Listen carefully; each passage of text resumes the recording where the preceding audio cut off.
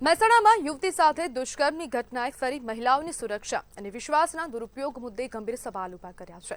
આરોપી વનરાજ ઠાકોરે પોતે અપરિણિત હોવાનું કહી યુવતી સાથે નજીકતા વધારી અને લગ્નની લાલચ આપીને છેલ્લા 1 વર્ષથી શારીરિક શોષણ કર્યું। યુવતી ગર્ભવતી બન્યા બાદ સમગ્ર મામલો સામે આવ્યો। આરોપીએ ગર્ભપાત કરાવવાની વાત કહી અને ફરાર થયો અને પીડિતાએ હવે આખરે પોલીસનો આશરો લીધો છે। આ ઘટના માત્ર એક ગુનાની નથી, પરંતુ સોશિયલ અને વ્યક્તિગત વિશ્વાસના ભંગનું ઉદાહરણ પણ બની છે।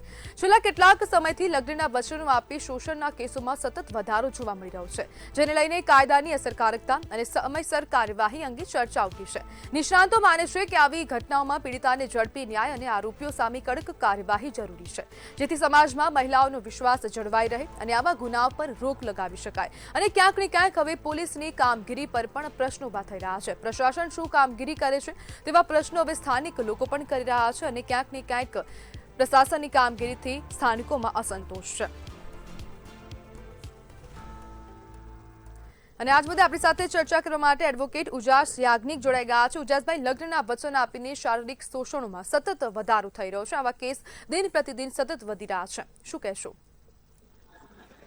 આજે સમાજમાં આવા પ્રકારના ગુનાઓની પેલી વધી ગઈ છે, કારણ કે ઘણીવાર એવું બને છે કે આજે સોશિયલ મીડિયામાં એ લોકો એકબીજાને ઓળખ્યા વગર ફોટા અને ચિત્રો જોઈ અને એકબીજાથી આકર્ષાય છે અને એક તપાસ કર્યા વગર કે વ્યક્તિ કેવું છે, કોણ છે, એની તપાસ કર્યા વગર ખાલી એક સિનેરિયો જે બતાવવામાં આવ્યો હોય છે એના આધારે એ નક્કી કરી લેતા હોય છે કે વ્યક્તિની ઓળખ શું છે, પણ ખરેખર આવું હોતું નથી।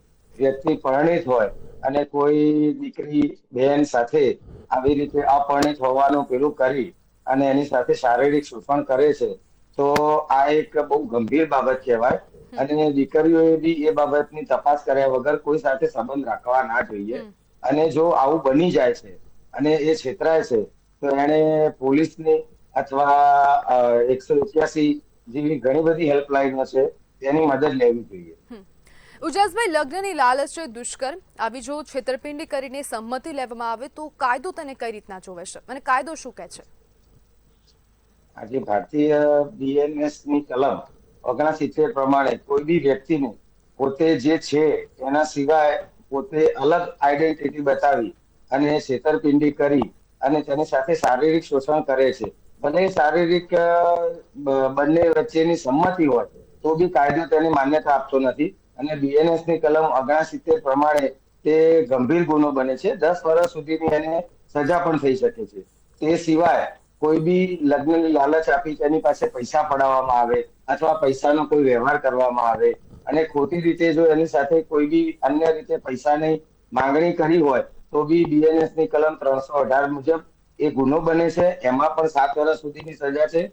પહેલા જયારે બળાત્કાર જેવા ગુનાઓ બનતા હતા એમાં 7 વર્ષ સુધીની સજાનો જોગવાઈ હતી। હવે નવો કાયદો અમલમાં આવ્યા પછી 10 વર્ષથી આજીવન કેદ સુધીની સજાની જોગવાઈઓ છે। ઉજાસભાઈ, સમાજની જવાબદારી શું બને છે આવી ઘટનાઓ બને તો? મારી દ્રષ્ટિએ તો સમાજની જવાબદારી જાગૃતતા અને કોઈ બી વ્યક્તિ આજે સમાજમાં પોતે શું હોદ્દો ધરાવે છે અથવા સમાજમાં એનું શું સ્થાન છે તેની તપાસ યોગ્ય રીતે કરવી જોઈએ અને આવા સોશિયલ મીડિયામાં આવી અને ભરમાઈ જઈ અને કોઈ બી નિર્ણય લેવો જોઈએ નહીં। કોઈ બી સાથે સંબંધ રાખતા પહેલા તે વ્યક્તિ શું કરે છે, તેનું બેકગ્રાઉન્ડ શું છે એ બાબતની યોગ્ય જાણ કરી અને પછી જ એની સાથે આપણે શું વ્યવહાર કરવો અથવા કોઈ સંબંધમાં આવવું કે નહીં એ બાબતની જાગૃતતા રાખવી જોઈએ। આવા પ્રકારના કિસ્સાઓ જે છે એ બાળકો, દીકરીઓ માટે એક ભયજનક બાબત છે, તો એની જાણકારી અને એ મા બાપે પણ બાળકોને આપવી જોઈએ કે તમે કોઈ બી વ્યક્તિ સાથે મિત્રતા કરો છો અથવા કોઈ બી સંબંધમાં ઉતરવા માંગો છો તો યોગ્ય તપાસ કરી અને પછી જ એ વ્યક્તિ સાથે કોઈ સંબંધમાં રહો। જી, બિલકુલ ઉજાસભાઈ, જોડાવા બદલ આપનો આભાર।